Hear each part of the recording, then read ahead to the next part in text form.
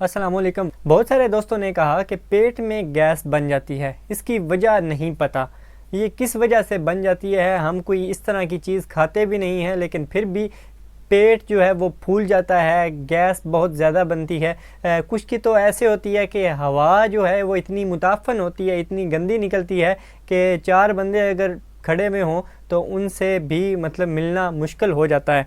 तो इसकी वजह जो है वो मुख्तलिफ हो सकती हैं। इसमें नंबर 1 पे आता है बदहज़मी हो जाना। इतना ज़्यादा कभी फौत की और मरना पे आप गए होंगे, ये शादी पे जहाँ पे 5,000 देने होते हैं, तो वहाँ पे इतना मन के आप खाते हैं कि पूरा जो है वो डोलू मोलू बाहर आ जाता है। तो इस तरह खाने से भी जो है वो बदहज़मी जो है वो हो सकती है। इसके अलावा जो टेंशन है, डिप्रेशन जो है, टेंशन जो है, ये इंसान के मैदे को बहुत ज़्यादा कमज़ोर करती है और उससे भी जो गैस है वो बन सकती है। तो इसके इलाज के बारे में आप क्या कर सकते हैं, इसके इलाज के बारे में अगर बिल्कुल ज़ीरो रुपए में आप करना चाहें तो सिर्फ़ पानी जो है वो नीम गर्म करके 3 वक्त आप पिएँ तो उससे भी फ़ायदा होता है। जी हाँ, उससे भी फ़ायदा होता है।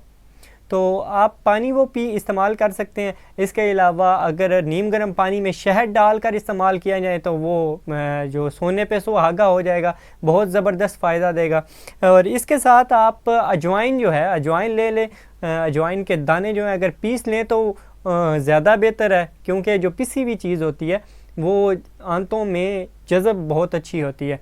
तो उसको पीस लें और उसको नीम गर्म पानी के साथ आप इस्तेमाल करें, उससे भी आपका ये मसला 2 दिनों में, जी हाँ, 2 दिनों में ये मसला ठीक हो जाता है। मैं हूँ हकीम जाने आलम। मिलते हैं नेक्स्ट वीडियो में। अस्सलाम वालेकुम।